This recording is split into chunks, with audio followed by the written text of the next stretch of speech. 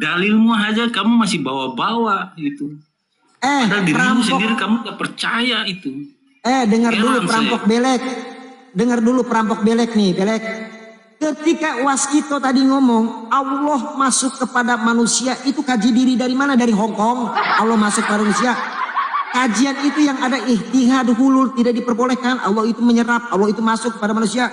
Hello, Allah maluin.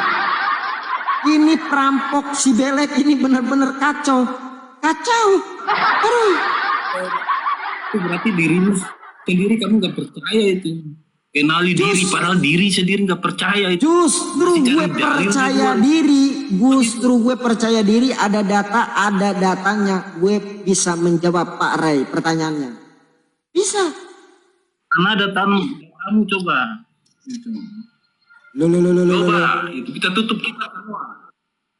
Udah, kamu ngajinya coba ngaji potong angsa, terus potong kambing, potong sapi. Udah itu aja dipakai. Terima kasih Bang Inar Suluk, barakallah Bang. Semoga berkabar. Oke Bang Den, saya sambut sebentar ya. Silakan Pak Ray. Oh iya Pak Roma, Pak siapa ini?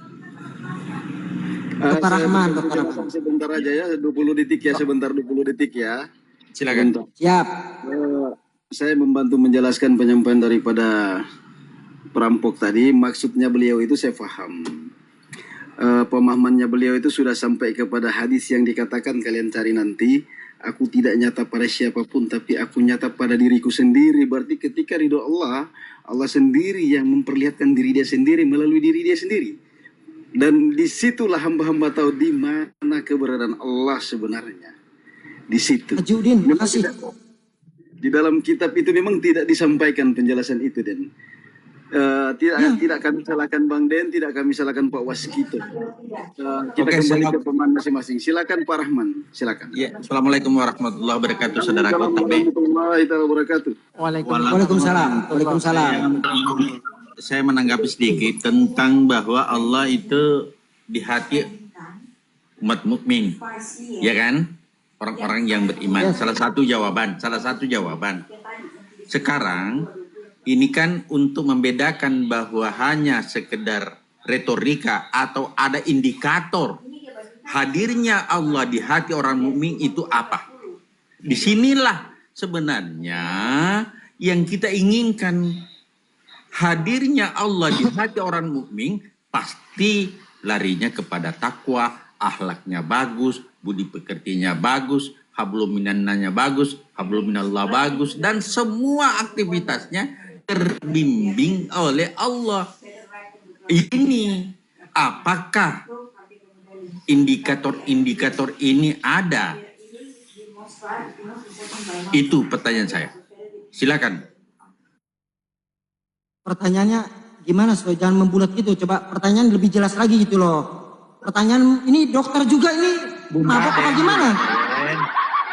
Raden, untuk memberikan obat Raden, untuk memberikan obat diagnosa harus jelas, ya kan? Ya, salah diagnosa, salah memberi obat. Nah, sekarang diagnosa bahwa Allah itu bertempat atau berada di hati manusia, tentu ada gejalanya, ada indikatornya. Ada sesuatu yang bisa kita jadikan indikator sehingga kita yakin bahwa orang yang berbicara ini betul-betul mengetahui, memahami kehadiran Allah di hatinya. Apa indikator yang bisa saya jadikan pegangan, saudaraku? Silakan. Silakan Bang Ray. Indikator saya belum terlalu paham ini, tapi mungkin yang saya tangkap seperti ini Bang ya, untuk menuju kepada jalannya Muhammad dan Allah, Nabiullah ya carilah mursyid. Karena perkataan abang itu, pertanyaan itu kan bersifat umum ya, majmal ya. Jadi kita jawab itu secara majmal juga. Berarti yang saya jawab tadi, mungkin carilah sahabat dijawab ya Bang Ray ya. Kalau udah selesai ntar giliran gue ya. Lanjut. Ya, izin menjawab Bang Rahman. Gini, ada satu hadis ya yang mengatakan demikian. Hamba-hambaku senantiasa melakukan ibadah nawafil, ya kan? Maka aku akan mencintainya. Jika aku sudah mencintainya, ah, aku menjadi pendengarannya. Dengan aku dia mendengar. Aku menjadi matanya, dengan aku dia melihat. Aku menjadi tangannya, dengan aku dia memegang. Aku menjadi kakinya, dia melangkah. Inilah sebetulnya indikatornya itu begitu. Jadi orang-orang yang sudah sampai bahwa Allah sudah bertajalli ke dalam dirinya, dia berjalan dengan akhlak Allah itu. Gak keluar dari itu semuanya. Perkataannya tidak keluar dari perkataan apa yang ada di dalam Al-Quran itu. Tingkah lakunya pun tidak keluar dari apa yang ditingkah lakukan orang-orang yang soleh, orang-orang yang penuh dengan ketakwaan itu gitu loh. Karena memang Allah sudah bertajalli di dalam dirinya gitu. Dengan sifat Rahman dan Rohimnya itu sendiri gitu. Bahkan orang itu berjalan dengan afalnya Allah. Jadi inilah orang-orang yang fana di dalam sifat dan afal Allah itu sendiri begitu loh, Bang Rahman. Yang saya maksud, inilah yang saya Ntar maksud. dulu. Saya kan belum yang ngomong. Sabar Pak Rahman. Saya kan Oke, belum silakan. ngomong. Silakan. Ini saya kalau udah pakai kopiah gini berarti saya mulai benar. Ya mangga Iya. ya Raden. Jadi harus menggunakan jalur. Ya gue juga kan pakai, ya sebenarnya kan kiai, cuman lagi nyamar kan gitu. Oke, Ben, saya minta waktu 10 detik. Minta waktu musangga dari Oke. Bang Serasera dulu. Ya. Kita lakukan apa tadi Bang Serasera? Bang Serasera, kita lakukan apa tadi? Aku lupa tadi Bang, si Ilhamnya datang udah pergi lagi. Oke, kita katakan mungkin maksudnya abang itu beribadah ya, atau menyembah ya. Ya. Bagi misalnya tali zikir ya, oke. Apakah sudah yang dimaksud dengan abang itu sudah pandu kepada makmumnya, kepada muridnya? Apakah dia sudah mengenal siapa yang harus kita sembah? Begitu. Bukan begitu Bang, maksudku begini. Ah, Jadi apa indikasinya bahwa bahwa kan kata hadisnya khususnya begini, bahwa langit dan bumiku tidak bisa memuat aku kan gitu kan. Tapi kolbun mukmin yang latif itu yang bisa memuat aku gitu. Lalu Bang Rahmat tanda-tandanya apa kalau hati itu sudah Allah sudah bertajalli ke dalam dirinya? Ya tadi itu, dia berkata-kata dengan Allah, dia melihat dengan Allah, dia berbuat dengan Allah, dia berakhlak dengan akhlak Allah gitu loh. Itu maksud aku gitu. Itu tanda-tandanya itu, orang yang sudah fana di dalam sifat dan afal Allah itu sendiri gitu loh. Karena Allah sudah bertajalli dalam hatinya itu begitu. tapi kita kembalikan Allah Maha Tahu ya, kembali ke yang sifat kita tadi itu Allah Maha Tahu. Karena kalau kita berbicara tentang perlakuan kita innamal a'malu binniyat belum tentu. Niat ini bisa belok gitu. Terkait dengan perbuatan tadi itu ya.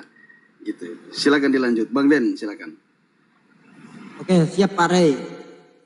Saya akan menjawab Pak Dokter. Tapi kalau gue ngejawab, lu yang dibawa ya terbang-terbangin apa kayak biar peka gitu loh. Mahal ini ilmu sekarang. Maaf ya Kanur. Jadi indikasinya apa? Satu kan tadi hati ya.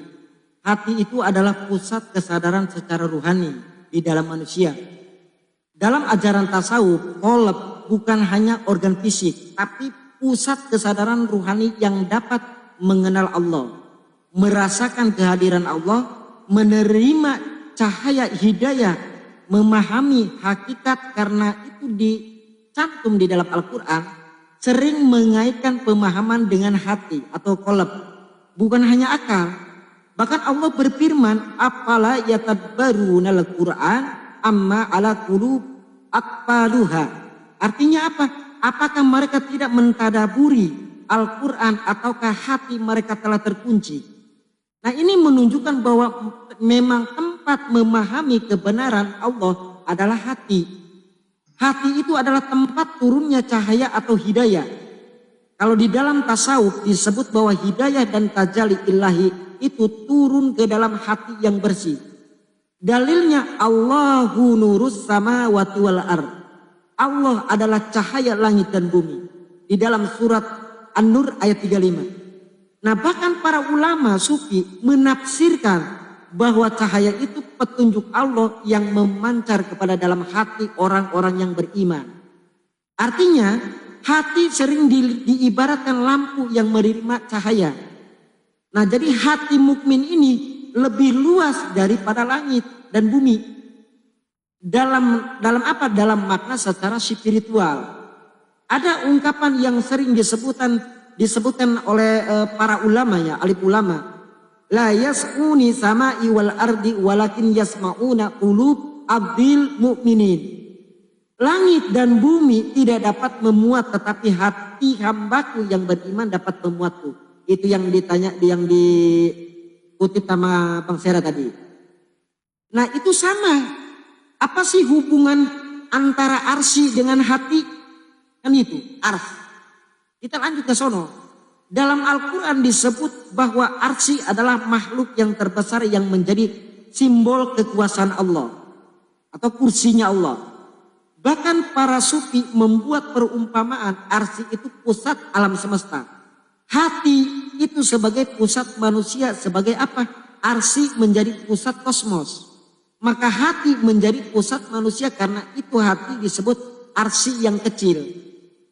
Di dalam hati sebagai tempat tajalinya Allah, tajali berarti tampaknya cahaya sifat Allah dalam kesadaran manusia.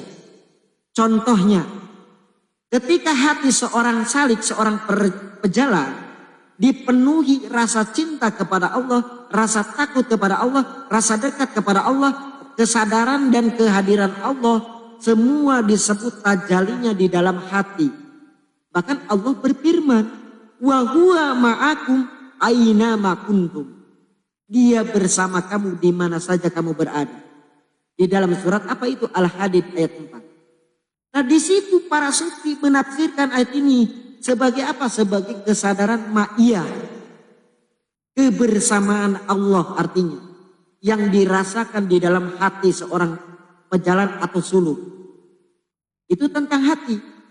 Nah ketika hati yang bersih mencerminkan atau bertajalinya Allah ke dalam hati manusia itu sebagai apa? Sebagai cermin.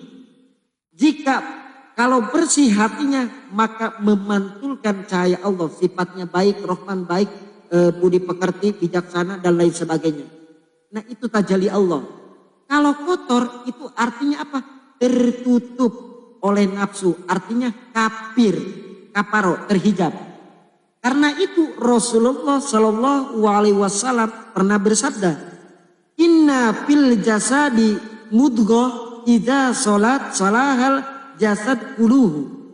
Dalam tubuh ada segumpal daging, jika ia baik maka baiklah seluruh tubuh. Nah apa sih yang disebut segumpal daging itu? Adalah qalb atau hati. Mengapa para sufi sangat menjaga hatinya? Karena hati adalah tempat iman, tempat marifat, tempat tajalinya, tempat zikrullah, tempat mengingat Allah. Jika hati bersih maka cahaya Allah mudah masuk. Jika hati kotor maka hijab yang tabir itu selalu menutupi hati kita. Itu jelas, setan itu selalu ada yuwas isu isudurina. Jika seandainya bukan karena setan mengelilingi hati anak Adam, niscaya dia bisa melihat kerajaan langit. Kan begitu. Kesimpulannya apa? Oh jadi arsy itu di hati ya Dennya? Iya. Itu guys. Oke semuanya, permisi Bang Den semuanya ya. Semuanya saya ada mau jalan dulu. Permisi nanti saya pulang ya. Terima kasih semuanya. Ya. Semangat para mujahid ya. Assalamualaikum warahmatullahi wabarakatuh. Waalaikumsalam warahmatullahi wabarakatuh. Permisi Said ya, Said Ternate ya. Iya siap. Raden bicaranya arsy itu. Pertanyaan saya arsy itu di mana itu? Oke. Apakah dia di dalam hati atau di mana? Oke, ini kan gue jelasin. Siap. Bertanya tapi lempar-lempar kagak lu ya kapok. Oke. Hati manusia itu disebutnya arsy kecil. Tempat tajalinya Allah. Karena hati adalah pusat kesadaran ruhani manusia, hati itu menjadi tempat turunnya cahaya atau hidayah Allah. Hati mukmin atau qalbu mukmin mampu menerima atau ma'rifat dengan cinta kepada Allah. Hati adalah pusat manusia sebagaimana arsy adalah pusat alam. Tajalinya sifat-sifat Allah dirasakan dalam hati yang bersih. Namun semua itu bersifat makna ruhani. Bukan berarti Allah berada dalam hati manusia guys. Bukan. Yang bertajali itu sifat-sifatnya. Mana ini waskito malah turun dia kan kabur kan. Ya, itu benar, ya itu benar. Memang kalau hati bersih, maka hidayah Allah itu akan turun kepada dirinya. Itu sudah saya alami. Yang saya penasaran Saya membenarkan. arsinya ini loh, gitu. Betul. Itu padahal di situ bilang aku berada di atas arsi. Gitu. Kok arsi jadi hati kecil itu. Itu arsi yang sebenarnya mana itu? Boleh sabar. Ini satu-satu yang ngomong. Siapa dulu? Oke, sedikit. Ini pandangannya Raden ini makrokosmos dan mikrokosmos. Di situ pandangannya saya tangkap. Arsistawa itu bukan bermakna singgasana dalam artian Allah duduk seperti kita. Tidak seperti itu. Demikian pula hati kalbul mu'minun baitullah, artinya bukan berarti bahwa rumah Allah itu seperti di Mekah itu yang segi 4 itu batu Ka'bah, Baitullah, berarti Allah di situ, tidak seperti itu. Itulah yang namanya mutasyabiha. Kalau saya maknai tadi, saya sependapat. Terima kasih banyak saudaraku. Baru saya dengar malam ini. Kalau gambaran arsi 10 untuk Ya, Raden. Terima kasih. Ini 10 tapi mana 10-nya? Nggak ada kan? Maka itu kalau hati kita bersih, doa kita seperti kilat. Seperti kilat. Itulah doa-doa para nabi. Nabi itu kalau berdoa itu langsung dikabulkan karena hatinya bersih. Dikasih Pak Rahman Den, 10 Den. Dia Berkat selalu Pak Rahman. Nah, Itu betul. Itulah makanya bersihkan hati kita. Di sini saya tanya, bagaimana cara membersih hati? Itu loh, coba jelaskan. Cara membersih hati itu dulu. Nah, gini Pak, kalau cara membersihkan hati itu dengan apa? Dengan berzikir, dengan mengingat. Bukan berarti mengingat Allah itu subhanallah, Allahu Akbar, bukan. Itu pembersihan secara yang di dalam, subhanallah walhamdulillah, sambil diaplikasikan secara zahir dan batin. Mengingat Allah atau zikrullah membersihkan hati. Ini kan membersihkan hati. Artinya melakukan welas asih ke sesama, menyantuni anak yatim, itu yang disebut mengingat Allah. Itu yang disebut zikrullah. Itu sama dengan mengingat Allah, sama membersihkan hati. Izin membantu jawab ini ya. Jadi ada 2 hal Ya. Pak, tentang tazkiyatun nafs, tasfiyatun qalbi ya. Jadi bersihnya jiwa raga itu hanya bisa kalau kita melewati suatu proses yang namanya kita haruslah dalam kita makan tuh harus makanan yang halal. Mencari rezeki dari jalan yang halal ya, tidak dari menipu, korupsi, itu harus ditekankan. Begitu juga pakaian kita pakai itu harus pakaian yang halal, dari jalan yang halal. Tempat tinggal pun tempat tinggalnya halal. Itu baru jiwa raga bisa bersih. Tapi tasfiyatun qalbi, beningnya hati ini hanya bisa terjadi kalau pikiran, cipta angan-angan kita itu selalu berada di dalam ridha Allah. Jadi kita tutuplah semua pintu masuk itu ketika ada pikiran-pikiran yang Allah tidak ridho di dalamnya. Nah ini hanya bisa terjadi kalau orang ini melafalkan zikir nafs. Jadi dalam setiap tarikan nafasnya itu dia selalu mengingat kepada Allah. Maka hati akan menjadi bening. Jadi itu harus dilatih. Tidak ujuk-ujuk tiba-tiba hati kita menjadi bersih. Itu perlu latihan, perlu konsistensi ya. Insya Allah lah kalau kita bisa seperti itu, insya Allah kita menjadi orang-orang yang tasfiyatun qalbi tadi. Gitu. Ya, yang pertama setahu saya bersih hati tadi benar. Bersih hati itu pertama adalah menyembuhkan dulu, menghilangkan dulu penyakitnya. Kalau penyakitnya sudah hilang, baru di situ hati kita bisa sehat. Kalau hati kita sudah sehat, niscaya hati kita itu baru Allah berikan hidayahnya, begitu. Hati dulu, bersih hati dulu. Bagaimana? Makanya penyakit hati itu yang itu bersih dulu. Ya, yang katanya itu adalah kursi ya. Itu kursinya saja kita masih meraba-raba. Kok kita udah berbicara yang duduk di kursi situ seakan-akan kita sudah kenal gitu. Padahal kita masih meraba-raba arsinya itu.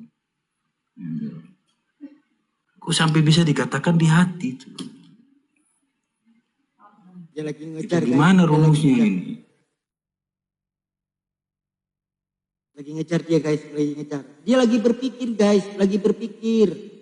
Arsi itu, cari lu arsi di langit, mana ada ketemu. Sampai botak seriawan juga nggak apa. Terima kasih Bang Bubuk, berkah selalu Bang Bubuk. Masya Allah udah tampan, baik hati dan tidak sombong. Makasih. Kursinya saja kita nggak kenal. Oh kita sudah mengenal dan duduk di kursi. Kan aneh itu. Itu kamu lagi mencari kayak gitu terus gak bakal ketemu. Gak ketemu-temu. Aduh kacau. Selama ini kemana aja perampok berkelet. Coba diberi sedikit pencerahan itu. Arsi yang sebenarnya itu apa itu arsi?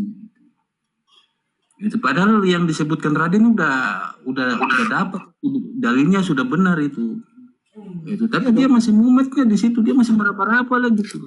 Siapa yang mumet? Lu ada kali gue enggak. Adik-adik. Gue enggak bakal mumet. Dan kalau nggak mumet itu coba menambahkan arsi gimana itu? Coba jelaskan secara dia paling tidak 50% detailnya lah. Detailnya. Wani biru. Itu Bang Kusnadi mau ngomong, silakan Bang Kusnadi. Ya karena di hati itu kan sedikit menambahkan ya. Di hati itu kan luas lah arti bisa. Karena hati itu juga mencakup ada yang roh lah secara tidak sadar kan. Bentar ya Bang ya. Ngomong apa itu Bang? Assalamualaikum warahmatullahi wabarakatuh. Waalaikumsalam. Waalaikumsalam warahmatullahi wabarakatuh. Kalau ada yang bertanya tentang aras, katakanlah aras itu di atas samudra air gitu loh.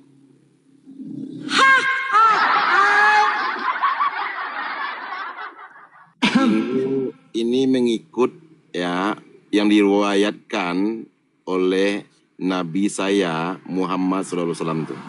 Bukan Nabi lu Den ya, bukan Nabi lu ya. Di dalam Al-Quran jelas kalimatnya. Aras itu di atas air Gas, kan. gas, gitu. dan gas. Air itu Biarkan dulu dia dulu. ya. Dalam Al-Quran juga ada dalilnya, tapi yang lebih jelas itu dalil ini ya, dalil sunnah ya, hadis. Pernyataan keterangan tentang peristiwa Isra Mi'raj gitu. Tapi dalam Al-Quran juga ada. Dia bersemayam di atas air ya kan. Nah itu. Aras itu. Bahasanya kan apa ya? Katanya sih aku berada di atas ars. Gitu. Bahasanya itu kalau nggak salah itu. Iya, samudra air itu di atas aras. Berarti ars ini apa sebenarnya tuh? Suatu Kalau tempat. dikatakan kursi, kursinya di mana itu pada diri itu? Suatu tempat. Masa kursi saja kita nggak tahu, masih meraba-raba kok kita sudah mengenal yang beda yang tuanya yang kursinya Allah ya. Kursi itu kata perumpamaan ya, kata perumpamaan itu tempat duduk. Memang kita lihat dia memang duduk dia. Kalau misalnya manusia itu berilmu, dia lihat Allah itu memang duduk dia, duduk di aras itu dia. Iya. Jadi, oke, nanti pelan-pelan saya terangkan ya, jangan ketawa dulu. Kalau misalnya, kalau kita perhatikan dengan ilmu, memang kita lihat seperti duduk dia gitu loh, oke? Nah, cara keterangannya seperti ini nih, keterangannya seperti ini ya. Kalau misalnya ada kepala orang, setelah itu ada topi itu, maka topi itu bisa dikatakan duduk di kepala tuh, begitu loh. Terima kasih Bang Bubuk, berkah selalu Bang. Kacau ini. Gini Bang, siapa tadi Brekele. Sering ya intinya sebelum menjawab itu ya. Jadi kita harus tahu dulu makna arsi.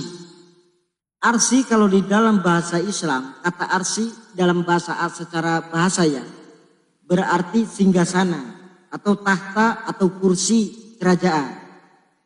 Bahkan di dalam Al-Quran diistilahkan digunakan untuk menunjukkan singgasana atau kekuasaan Allah yang paling agung di semesta alam ini.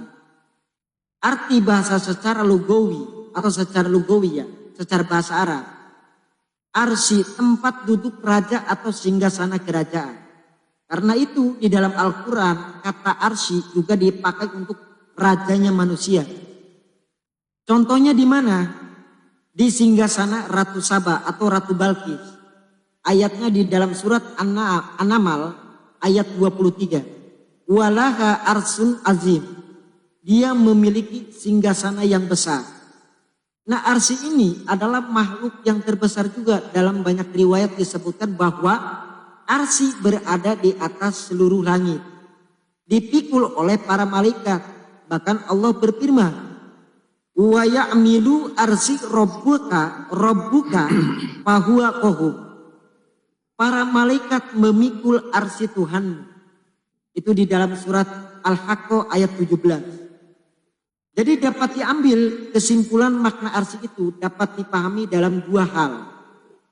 Makna yang pertama secara bahasa arsy adalah singgasana, artinya kekuasaan Allah atau tahta kerajaan yang satu.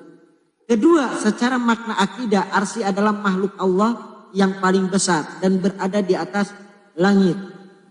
Dan itu. Pertanyaannya, apakah Allah itu bersemayam di atas arsy? Pertanyaan itu emang sering diperdebatkan. Bahkan di dalam Al-Quran memang terdapat ayat yang menyebutkan hal itu.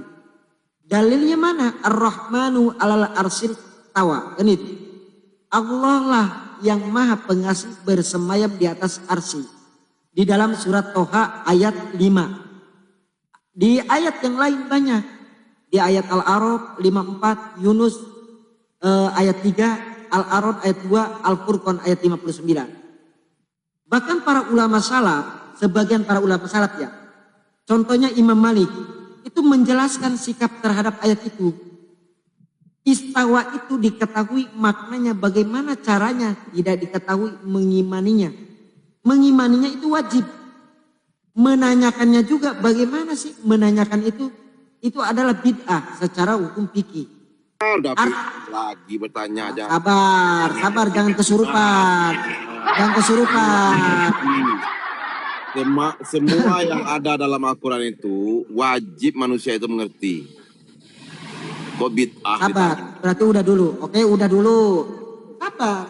Jadi kalau dia belum puas terus. Artinya gini.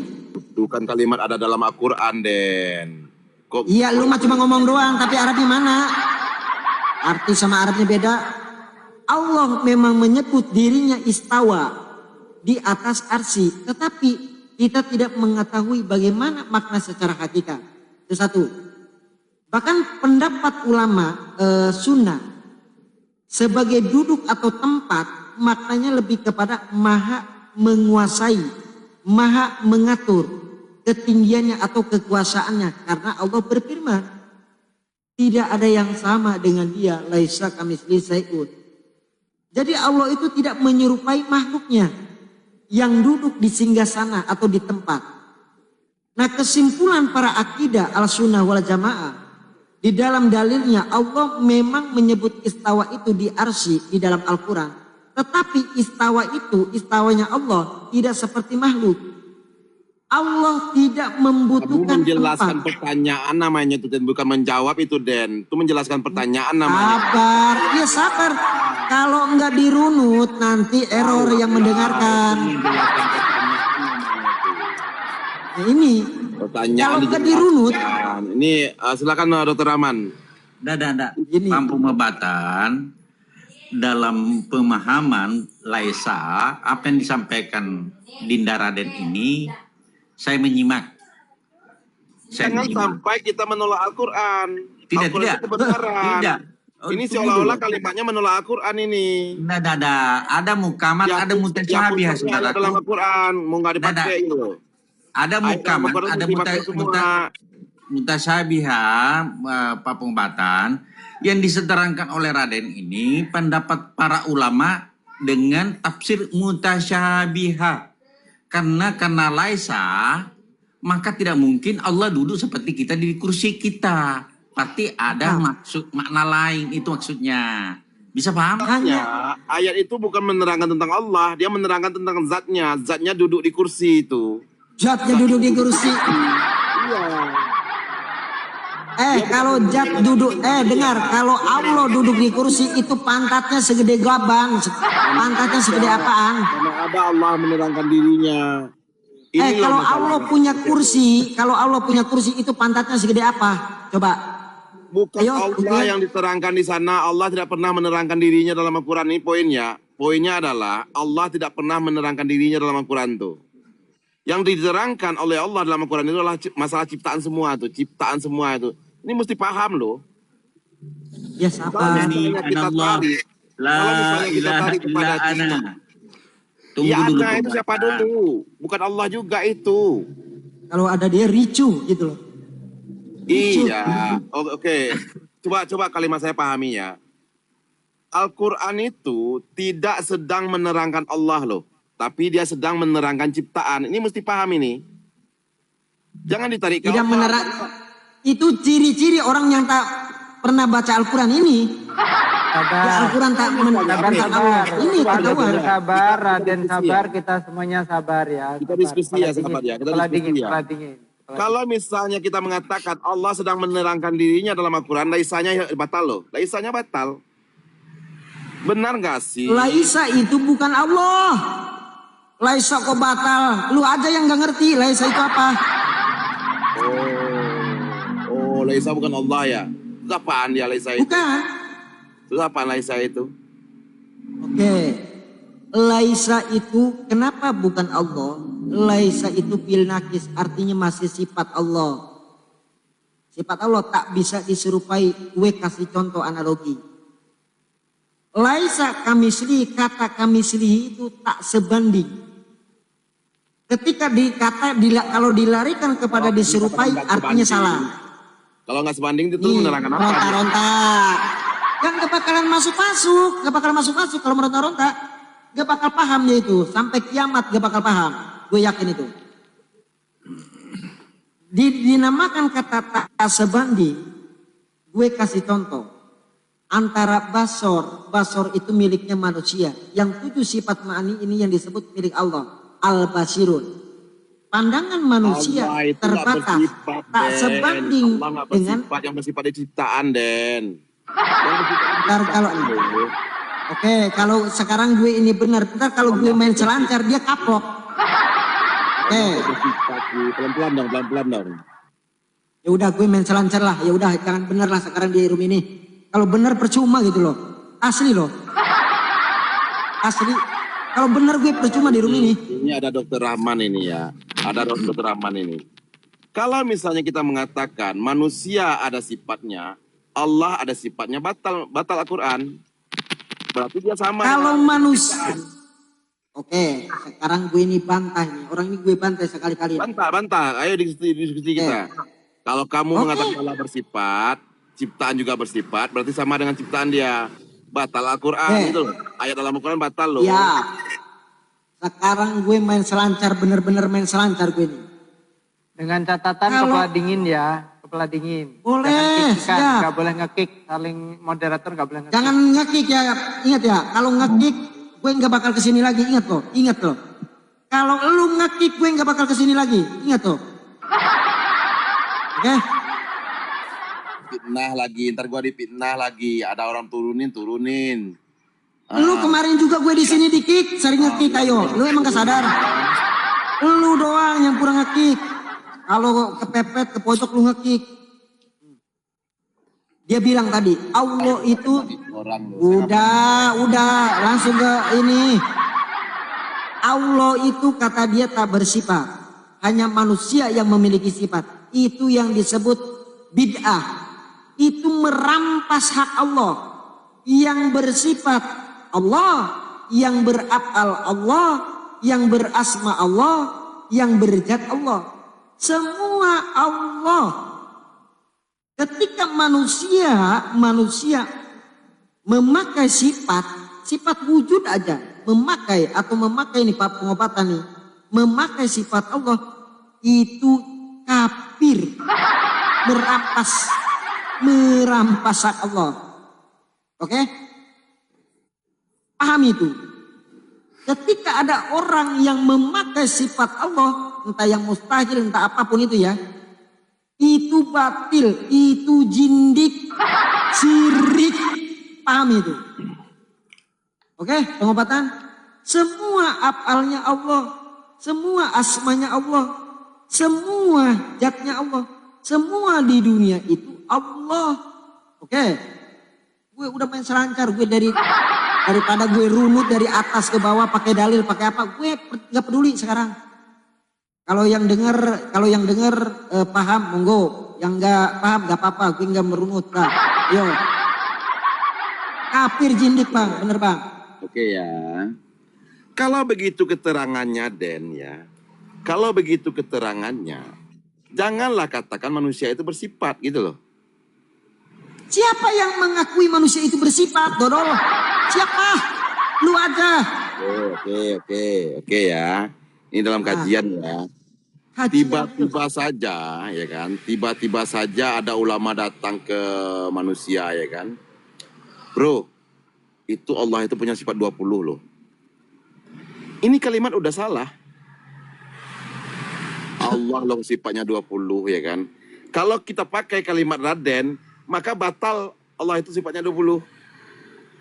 Kan gue ngomong, sifat Allah bukan 20 aja, banyak. Semua di alam semesta ini Allah. Semua. Nah, yang berapal Allah, yang berasma Allah. Salah lagi itu, ciptaan gak ada lagi itu. Salah lagi katanya. Kalau ilmu masih abal-abal kayak gini guys, buktikan. Kalau kamu membantah, buktikan dengan bantahanmu. Ayo.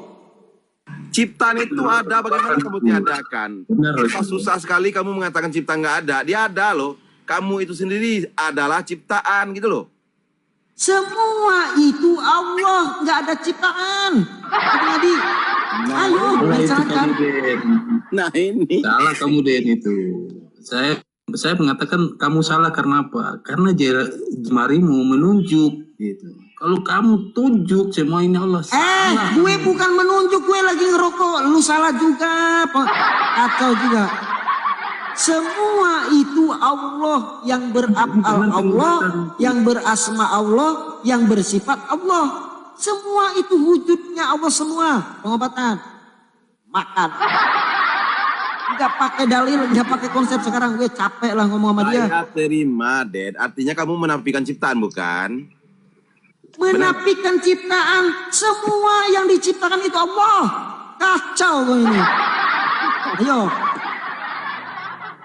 Coba ya, ini dokter Rahman, kalau pakai dalil. Dokter Rahman ini orang berpendidikan ya, dia dokter ya. Dia duduk di fakultas ya. Dia pernah kuliah gitu. Coba jangan memuji-muji, ending-endingnya tetap aja lu hajar. Jangan memuji-muji, awal doang memuji. Bagaimana kamu menafikan ciptaan? Ciptaan itu ada loh sekarang. Kalau yang ngomong menafikan itu lu. Ngomong kalau gitu ya. Yang ngomong gitu loh. Jangan Al-insanu dohirullah wa ilallahu batinul imama. Manusia adalah wujud nyatanya Allah. Yang dinampakkan kau ke kanan, ke kiri, ke belakang, itu Allah semua. Allah, tidak ada yang lain kecuali Allah. Tiba-tiba saja orang menyembah orang, kamu marah juga.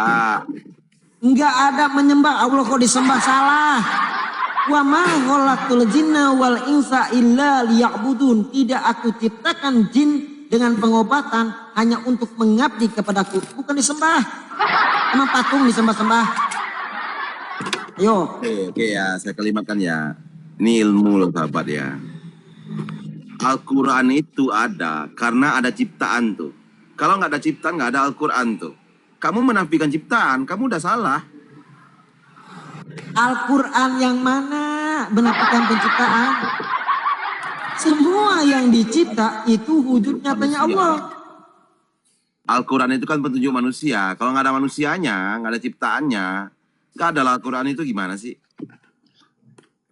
Karena kamu macanya belum kelar baca Qurannya. Gue Iya, tadi kita ngejar tuh waskito bagaimana gak kita ada. menafikan ciptaannya. Bagaimana kita menafikan ciptaan. Maksud saya begini loh, Sa. Maksud saya begini loh, sahabat. Dalam kita berucap, yang kita ucapkan di sini kan ilmu ya. Ada saja kalimat itulah ilmu ya. Kalimat itulah ilmu itu ya. Dalam berucap itu, jangan sampai kita melanggar kalimat-kalimat dalam Al-Quran itu atau membantah Al-Quran. Di mana kalimat saya membantah? Coba. Di mana? Dia tidak sama dengan ciptaannya. Terus kamu mengatakan ciptaan nggak ada. Kamu membantah Al-Quran. Loh, semua emang wujudnya Allah gimana tuh? Ayo. Siapa?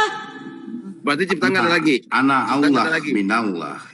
Nah, ini Bang siapa? Bang SD lebih pinter tuh. Dengar tuh. Inani annallah la ilaha illallah. Fa'budni wa aqimis sholati li dzikr. Pahami, makanya baca Al-Qur'an yang benar.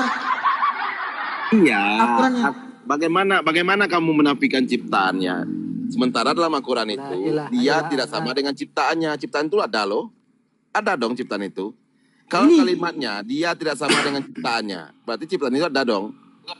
Jadi begini saudara. Itu betul pengobatan itu. Jadi gini ya, kita tuh harus tahu sebagai manusia, sebagai hamba harus paham ciptaan itu, contohnya kita ini ciptaan. Allah itu bukan ciptaan, jadi beda. Jadi kalau Araden mengatakan semuanya Allah, berarti Araden mengatakan ciptaan Allah juga Allah.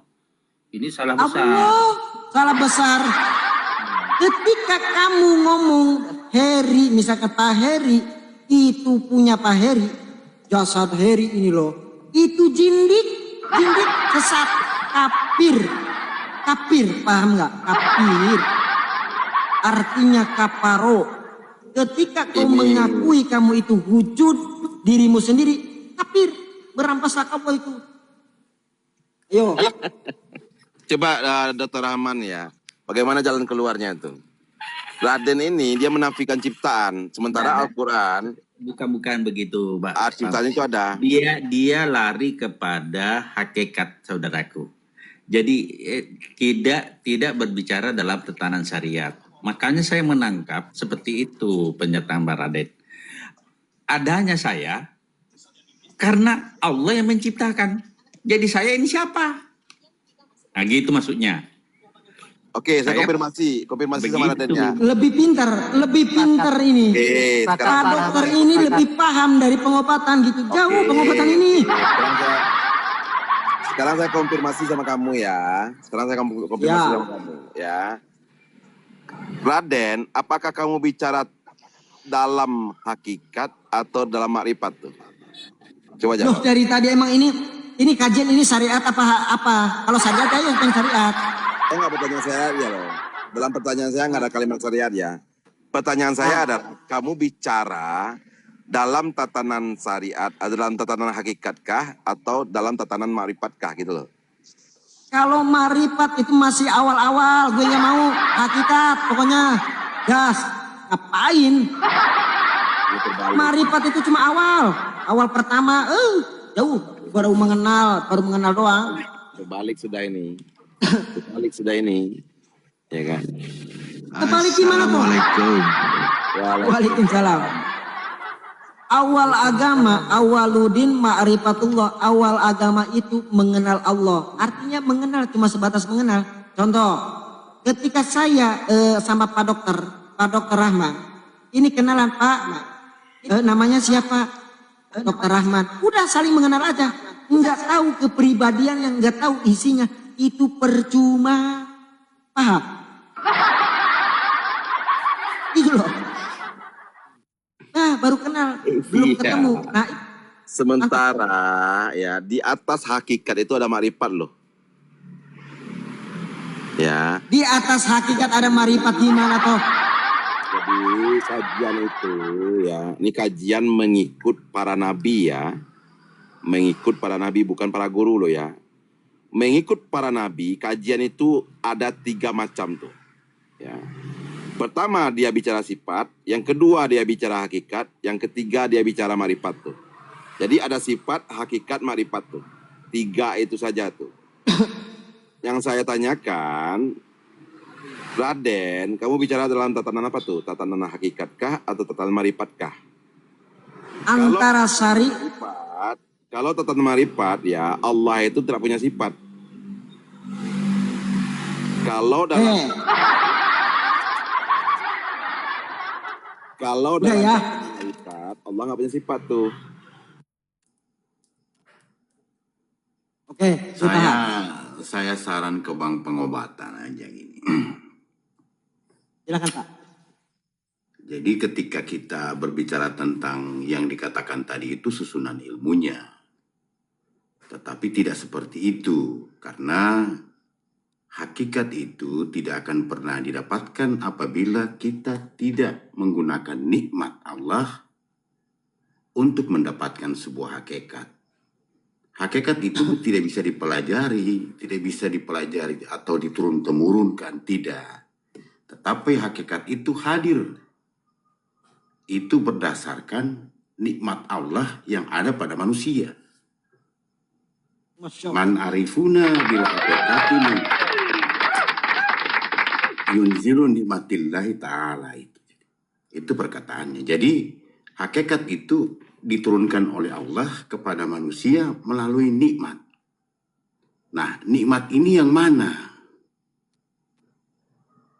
Jadi ada nikmat yang secara syariat. Maksudnya syariat itu yang bisa dilihat begitu. Yang nyata. Jadi itu. Kalau kita berbicara tentang sebuah hakikat. Nah, sedangkan ma'rifat itu memang benar. Ma'rifat itu kan dia mengenal begitu. Nah, tetapi karena dia mau mengenal, maka dia buatlah perumpamaan yang nyata. Nah, perumpamaan yang nyata itu apa? Sebaik-baik ciptaannya itu kan adalah manusia. Maka itu bisa ditarik. Kalau kita cuma mengenal biasa, seperti perkenalan biasa aja, maka kita tidak akan dapatkan apa arti itu mengenal diri. Mantap. Nah, sehingga marifatullah itu adalah mengenal. Sama dengan orang ke haji. Ya. Haji itu siapa? Jadi haji itu mengenal Arafah. Ya. Al-Hijju Arafah. Al-Hijju Arafah itu berarti mengenal. Ya.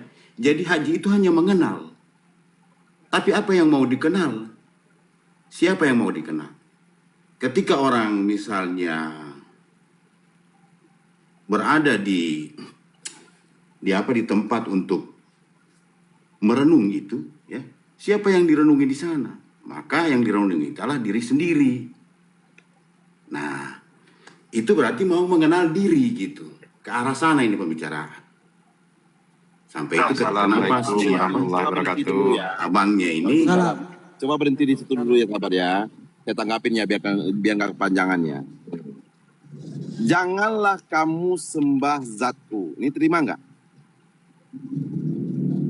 Ini kalimat yang pendek ini terima nggak? Allah itu melarang manusia itu mengabdi kepada zatnya tuh atau menyembah zatnya tuh. Nggak boleh. Bagi saya mengikut para nabi yang bersifat itu zat, yang berafal itu zat, yang berasma itu zat tuh. Bukan Allah. Gitu loh. Ini menurut keyakinan yang saya terima mengikut Al-Quran dan Sunnah. Jadi sahabat saya ulangin ya. Janganlah Udah sekali aja. Janganlah kamu menyembah zatku. Jadi yang bersifat itu bagi saya adalah zat bukan Allah. Yang berasma itu bagi saya adalah zat bukan Allah. Yang berafal itu bagi saya adalah zat bukan Allah loh. Nah, karena itulah saya mengatakan Pengobatan. Berarti Allah yang dimaksud ini apa? Allah yang mana? Gitu. Allah dalam keterangan Nabi lah. Keterangan Nabi. Ya? Kalau pemahaman gini loh teman-teman, kalau pemahaman Pak Dokter antara Allah dan zatnya itu berpisah, maksud beliau seperti itu. Enggak. Jadi gini loh. Jadi kawan-kawannya ini teman-teman ya. Kalau zat yang bersifat itu salah. Itu salah. Ismun Rabbi qoblal wujudil alami wasamullah badal wujudil alami. Dikatakan zat yang tersembunyi ini sebelum adanya segala sesuatu yang ada. Belum ada ciptaan. Allah ini belum menciptakan sesuatu. Belum ada sifat. Gimana dikatakan zat ini dilarikan kepada udah bersifat? Belum. Bahkan pengobatan tadi ngomong zatlah yang bersifat. Gimana? Nah setelah dia takyun, itu kan takyun awal, zat semata-mata. Setelah adanya Nur Muhammad, barulah dia bisa bersifat, berafal. Karena di situ apa? Contoh, min amri robi, waktu peniupan, itu afalnya Allah. Itu sifatnya Allah. Nah itu yang disebutkan udah berafal, udah bersifat. Zat ini, zat yang pertama yang disebut zatul putih hanya zat semata-mata, nggak ada. Zat Nggak itu ada di apa? sini. Yang saya tanyakan itu, Den, kamu menyembah zat Allah apa menyembah apa nih? Coba jawab dulu. Pertanyaannya Iya. zat. Apa itu zat? Kenapa Bang Perampok? Ya pertanyaan saya apa sih zat itu? Saya penasaran gitu. Oke. Ketika Bang Perampok dinyatakan zat itu apa sih? Apakah berbentuk? Itu udah salah pertanyaan. Di dalam surat Al-Quran, di dalam surah Asyura ayat 11, itu mengenai tentang zat. Tidak bisa dikonsepkan. Zat ini tidak bisa dibentuk-bentuk. Bentuk bulat, kotak, itu nggak ada. Nggak ada pembahasan tentang mengenai zat atau diserupai, nggak ada. Saya tidak mau kajian nanggung ya. Saya tidak mau kajian nanggung ya. Iya. Kamu yang nanggung. Mau saya langsung antar ya. Langsung antar manusia Zat itu apa sih? Ya. Sebentar sama perampok ya. Coba pahami dulu ya. Saya bertanya kepada Raden. Raden ini menyembah zat Allah apa menyembah Allah nih? Allah itu tidak Saya tidak menyembah Allah. Kalau kamu pertanyaan itu salah. Kalau begitu, Allah itu ya oke. Kalau kamu mengatakan kamu tidak menyembah Allah, berarti kamu menyembah setan. Habis cerita itu loh. akibatnya apa? Stupid. Dalam nalarnya dia. Saya Di saya dalam pengen Al-Quran, ngomong sebentar, sedikit. Pak Jal. Ini mesti diselesaikan ini. Silakan. Dalam Al-Quran, selain daripada Allah itu adalah ciptaan tuh, oke? Kamu terima nggak nih ayat ini? Di dalam Satu-satu Al-Quran, pertanyaan yang Allah tadi. berfirman, selain daripada aku Allah adalah ciptaan tuh. Selain pada Allah batil tuh. Selain daripada Allah batil tuh. Selain daripada aku ciptaan tuh. Gitu loh. Kalau misalnya kamu mengatakan, oh saya ini tidak menyembah Allah, berarti kamu menyembah setan. Udah belum. Udah. Kalau udah puas pilih dah. Iya, saya Silakan sudah Bang selesai. Jen. Ya, sekarang Bang Jen gantian di room ini bukan kita doang yang ngomong, gantian. Silakan Iya, Bang Jen. makasih Bang Raden. Kalau saya amati kalimat-kalimatnya abang-abang tadi, artinya sebenarnya simpel sih antara ada dan tidak ada. Artinya kalau kita sebut Allah itu ada, artinya selain Allah tidak ada, hanya diadakan mungkin iya. Bahkan mungkin kata ada pun tidak bisa disematkan ke seluruh makhluk ini. Mungkin sementara ada iya. Kemudian tidak ada lagi, kemudian ada, tidak ada. Artinya kata ada saja tidak bisa disematkan ke Allah. Kalau yang disebutkan Pak Dokter tadi sebenarnya sudah ada keterkaitan antara ada dan tidak ada. Kalau kita terbiasa dengan materi yang kita kulik-kulik dalam setiap hari kita, maka kita sulit akan memahami apa itu ada dan tidak ada. Artinya materi yang kita gumpuli setiap hari ini, yang kita kumpuli setiap hari ini, memungkinkan kita akan menutup pemahaman di luar materi ini, di luar seluruh yang ada tentang materi ini. Kayaknya itu dulu kayaknya. Silakan Pak, kembali ke Jati, silakan. Mungkin ada tambahan. Sebelum saya ngomong sama pengobatan, silakan Pak. Oh iya, terima kasih Bang Deden. Jadi begini, Ya. tentang cerita Allah.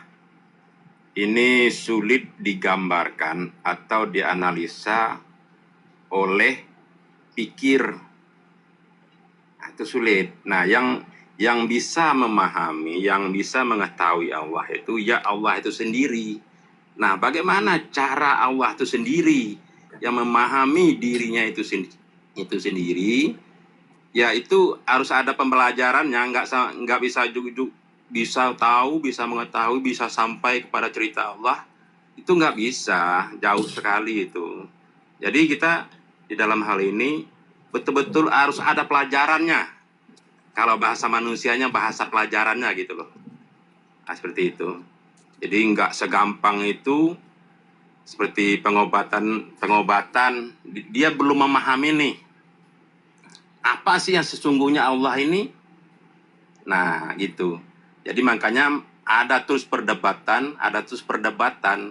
Kalau memang seseorang tadi, sebut orang ya, sebenarnya nggak ada manusia ini. Benar kata si Deden tadi. Nggak ada, ini hanya sebutan loh. Karena kenapa ada sebutan? Biar gampang memahaminya, gitu loh. Biar gampang untuk dipelajari. Makanya ada sebutan. Yang sebenarnya nggak ada satu apapun kecuali Allah. Itu yang sebenarnya. Mantap. Nah, kenapa diadakan?